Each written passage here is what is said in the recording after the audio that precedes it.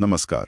जब हम 1857 की क्रांति के बारे में सोचते हैं तो हमारे दिमाग में तुरंत दिल्ली, मेरठ, झांसी, मंगल पांडे ये सब तस्वीरें आती हैं। बिल्कुल। लेकिन एक बहुत बड़ा इलाका है जिसका जिक्र बहुत कम होता है, राजस्थान। हाँ, ये बात सही है। हमारे पास जो स्रोत हैं वो इसी सवाल को कुरेदते हैं कि ऐसा क्यों है।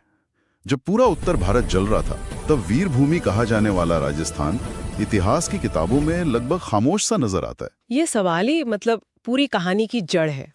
और इसका जवाब हाँ या नहीं में नहीं है। अच्छा।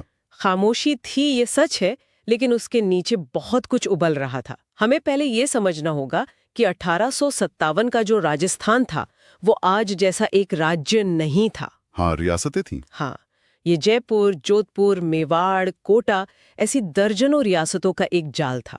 और इन सब रियासतों के राजा अंग्रेजों से एक खास किस्म की संधि से बंधे हुए थे। सहायक संधि। बिल्कुल, सबसे जुड़ी अलायंस। अच्छा, तो मतलब वो दोस्त नहीं थे बल्कि एक तरह से मजबूरी में बंधे हुए थे। बंधे हुए थे ज्यादा सटीक शब्द है। इस संधि के तहत क्या था कि अंग्रेज इन राजाओं को बाहरी हमलों से बचाने की गारंटी देते थे और बदले में राजा अपनी विदेश नीति और सेना का नियंत्रण अंग्रेजों को सौंप देते थे। तो जब विद्रोह शुरू हुआ तो ज्यादातर राजाओं के लिए ये धर्म संकट था कि अपनी प्रजा का साथ दें या संधि का पालन करें। हाँ, उस संधि का जिसने उनकी गद्दी बचा रखी थी। और यहीं से राजस्थान की कहानी बाकी भारत से एकदम अलग हो जाती है। तो फिर इस बंदी हुई जमीन पर पहली चिंगारी कहाँ और कैसे भड़की? कहानी शुरू होती है नसीराबाद से, अजमेर के पास। ओके। तारीख थी 28 मई 1857। यहाँ बंगाल नेटिव इन्फेंट्री की एक टुकड़ी तैनात थी और ये वही सैनिक थे जिनके भाई बंधु मेरठ में विद्रोह कर चुके थे। यानी खबरें पहुंच रही थी। और वो भी बहुत तेजी से। इन सैनिकों को शक था कि अंग्रेज अफसर उनसे हथियार छीन लेंगे और उनके साथ भी वैसा ही सलूक करेंगे जैसा बाकी जगहों पर कर रहे थे। तो उन्होंने पहली कदम उठा लिया। हाँ, इससे पहले कि ऐसा कुछ होता उन्होंने ही बगावत कर दी। अंग्रेजों के बंगले, उनके गोदाम सब जला दिए गए। और फिर उन्होंने एक बहुत दिलचस्प फैसला लिया। क्या? वो रुके नहीं, उन्होंने सीधे दिल्ली की ओर कूच कर दिया। दिल्ली की ओर? हाँ, और ये बात बहुत मायने रखती है। वो बस अपनी छावनी में विद्रोह करके शांत नहीं हुए। वाह, मतलब नसीराबाद में बैठे सैनिकों के मन में भी ये साफ था कि इस लड़ाई का जो राष्ट्रीय चेहरा है, इसका केंद्र वो दिल्ली में बैठे बहादुर शाह जफर हैं। ये तो कमाल का कनेक्शन है। बिल्कुल, उनका लक्ष्य बड़ा था, सिर्फ स्थानीय नहीं। तो वो इसे एक बड़े आंदोलन का हिस्सा मान रहे थे। हाँ, उनका दिल्ली जाना इसी बात का प्रतीक था कि वो खुद को एक बड़े अखिल भारतीय संघर्ष का हिस्सा मान रहे हैं। वो जानते थे कि असली लड़ाई दिल्ली में है। लेकिन उनके जाने के बाद राजस्थान में एक अजीब सी शांति छा गई। यही बात मुझे सबसे ज्यादा हैरान करती है। एक चिंगारी लगी और फिर कुछ नहीं। ऐसा लगता है जैसे विद्रोह शुरू होने से पहले ही खत्म हो गया। कई हफ्तों बल्कि महीनों तक ऐसा ही लगा। जयपुर, जोधपुर, उदयपुर, बड़ी रियासतें। हाँ, इन बड़ी रियासतों के राजाओं ने तुरंत अंग्रेजों का साथ देने का ऐलान कर दिया। उन्होंने अपनी सेनाएं अंग्रेजों की मदद के लिए भेज दी और अपने राज्यों में किसी भी तरह की बगावत को सिर उठाने से पहले ही कुचल दिया। तो ऐसा लग रहा था कि नसीराबाद बस एक अकेली घटना थी। बिल्कुल, एक अपवाद। और राजस्थान पर अंग्रेजों का नियंत्रण पक्का है। तो फिर बदला क्या? कोटा में ऐसा क्या हुआ कि वो राजस्थान में क्रांति का सबसे बड़ा केंद्र बन गया, वो भी नसीराबाद के लगभग 5 महीने बाद, अक्टूबर में? कोटा का मामला इस पूरी क्रांति की सबसे जटिल और सबसे दिलचस्प कहानी है। अच्छा। यहाँ विद्रोह किसी सैनिक छावनी से शुरू नहीं हुआ। यह शहर के अंदर से, सत्ता के केंद्र से शुरू हुआ। सत्ता के केंद्र से मतलब ये कि यहाँ के जो शासक थे, राजा राम सिंह, वो तो पूरी तरह अंग्रेजों के वफादार थे, लेकिन उनकी अपनी ही सेना, उनके अपने ही अधिकारी और शहर के आम लोग वो उनके खिलाफ हो गए। अपनी ही सेना? हाँ, और विद्रोह का नेतृत्व कर रहे थे 2 लोग, राजघराने के दीवान मेहराव कुशल सिंह और सेनापति जयदयाल सिंह। एक मिनट, ये बात मुझे समझ नहीं आई। अगर राजा अंग्रेजों का वफादार था तो उसकी अपनी सेना और दीवान उसकी बात क्यों नहीं मान रहे थे? क्या राजा का कोई नियंत्रण ही नहीं बचा था? यही तो कोटा की खास बात है। यहाँ संघर्ष राजा बनाम प्रजा और स्थानीय सैनिक बनाम अंग्रेज का एक मिला जुला रूप था। राजा जो थे वो अंग्रेजों के एजेंट मेजर बर्टन की हर सलाह मान रहे थे। इससे आम जनता और सेना में भारी गुस्सा था। लोगों को लग रहा था कि उनका अपना राजा एक बाहरी ताकत का गुलाम बन गया है। और फिर विद्रोह भड़क गया। हाँ, और जब विद्रोह भड़का तो उन्होंने सबसे पहले मेजर बर्टन को निशाना बनाया। और स्रोत बताते हैं कि सिर्फ बर्टन को नहीं, उसके 2 बेटों को भी मार डाला गया। ये तो बहुत बहुत बड़ा कदम था। इसके पीछे जरूर कोई गहरी नफरत रही होगी। बिल्कुल। ये सिर्फ एक राजनीतिक हत्या नहीं थी, ये एक संदेश था। विद्रोही ये दिखा रहे थे कि वो अंग्रेजी हुकूमत के हर प्रतीक को मिटा देना चाहते हैं। और इसके बाद? इसके बाद जो हुआ वो और भी हैरान करने वाला है। विद्रोहियों ने राजा राम सिंह को उन्हीं के महल में नजरबंद कर दिया। क्या? अपने ही राजा को कैद कर लिया, अपनी ही सेना ने? हाँ, और लगभग 3 महीनों तक कोटा शहर पर विद्रोहियों का कब्जा रहा।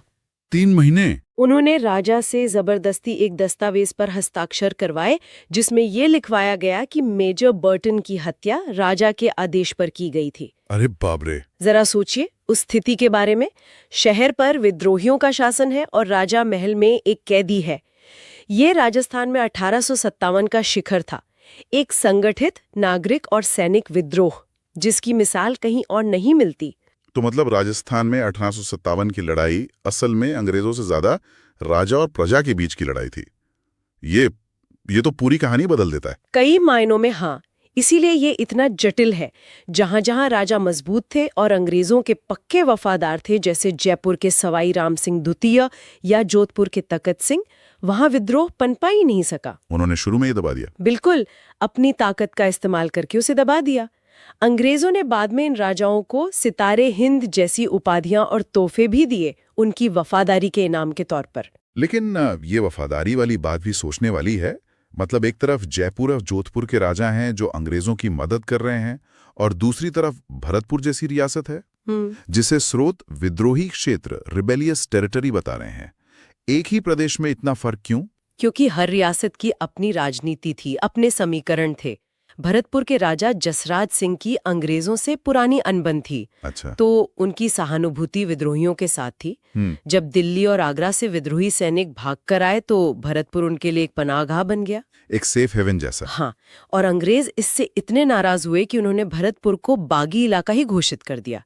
ये दिखाता है कि कोई एक राजस्थानी प्रतिक्रिया नहीं थी। हर रियासत अपनी अपनी छोटी बड़ी लड़ाई लड़ रही थी। तो अंत में हुआ क्या? जाहिर है विद्रोह को कुचल दिया गया। कोटा को भी अंग्रेजों ने वापस जीत लिया होगा। हाँ, करौली और अन्य रियासतों के राजाओं की मदद से अंग्रेजी सेना ने कोटा पर फिर से कब्जा कर लिया। जयदयाल सिंह और कुशल सिंह को पकड़कर फांसी दे दी गई। तो विद्रोह का अंत हो गया? हाँ, राजस्थान में विद्रोह का अंत हो गया। और ऊपरी तौर पर देखें तो नतीजा ये निकला कि अंग्रेजों की पकड़ पहले से भी ज्यादा मजबूत हो गई। उन्होंने वफादार राजाओं को इनाम दिया और ये सुनिश्चित किया कि भविष्य में ऐसी कोई बगावत न हो सके। तो क्या ये सब एक नाकाम कोशिश हुई? क्या इसका कोई मतलब नहीं निकला? अगर हम सिर्फ तात्कालिक नतीजों को देखें तो हाँ, ये एक सैन्य विफलता थी। लेकिन स्रोत एक बहुत गहरे प्रभाव की ओर इशारा करते हैं। वो कहते हैं कि इस क्रांति ने राजस्थान में राष्ट्रीय चेतना का अंकुर फोड़ा। राष्ट्रीय चेतना का अंकुर, ये सुनने में बहुत काव्यात्मक है, पर इसका असल में मतलब क्या है? देखिए, 1857 से पहले राष्ट्र या देश का वो मतलब नहीं था जो आज है। लोगों की वफादारी अपनी रियासत, अपने राजा या अपने जागीरदार के लिए होती थी। सही बात है। एक मेवाड़ी के लिए जोधपुर वाला बाहरी था, लेकिन इस क्रांति ने पहली बार भले ही असंगठित तरीके से उन्हें ये सोचने पर मजबूर किया कि हम सब एक है। हाँ, चाहे कोटा के हों, भरतपुर के या नसीहाबाद के, हम सब एक बाहरी ताकत के खिलाफ है, दुश्मन एक है। अच्छा, तो ये एक साझा पहचान की शुरुआत थी। बिल्कुल, ये एक दर्दनाक लेकिन जरूरी पहला कदम था। इस असंगठित संघर्ष के अनुभव ने भविष्य के आंदोलनों की नींव रखी। लोगों ने सीखा कि राजाओं के भरोसे आजादी नहीं मिलेगी। और इसी अनुभव से बाद में प्रजामंडल आंदोलन जैसे राजनीतिक आंदोलनों का जन्म हुआ, जिन्होंने सीधे तौर पर राजाओं और अंग्रेजों को चुनौती दी। तो 1857 की हार में ही भविष्य की जीत के बीच छिपे थे। तो आज की इस पूरी चर्चा को अगर मैं समेटने की कोशिश करूं तो कुछ बातें बिल्कुल साफ होकर निकलती हैं। पहली तो ये कि राजस्थान 1857 में मूक दर्शक बिल्कुल नहीं था। यहाँ विद्रोह की अपनी एक अलग और जटिल कहानी है। हाँ, जो शासक और प्रजा के बीच के तनाव से बुनी हुई है। दूसरी बात ये कि कोटा का विद्रोह एक असाधारण घटना थी। वो सिर्फ एक सैनिक बगावत नहीं, बल्कि एक नागरिक क्रांति थी। सही कहा। जहां आम लोगों और अधिकारियों ने मिलकर अंग्रेजी हुकूमत और उनके समर्थक राजा को चुनौती दी, जो उस वक्त के लिए एक बहुत बड़ी बात थी। और आखिर में ये कि भले ही ये लड़ाई हार गए, लेकिन इसने लोगों के मन में स्वतंत्रता और एक साझा पहचान का जो बीज बोया, वही आगे चलकर एक बड़े पेड़ में तब्दील हुआ। हारकर भी ये लड़ाई बहुत कुछ सिखा गई। बिल्कुल सही। और यहीं पर एक विचारणीय बात सामने आती है। हमारे जो स्रोत हैं वो ज्यादातर शासकों, सैनिकों और कुशल सिंह जैसे बड़े नेताओं पर ध्यान केंद्रित करते हैं।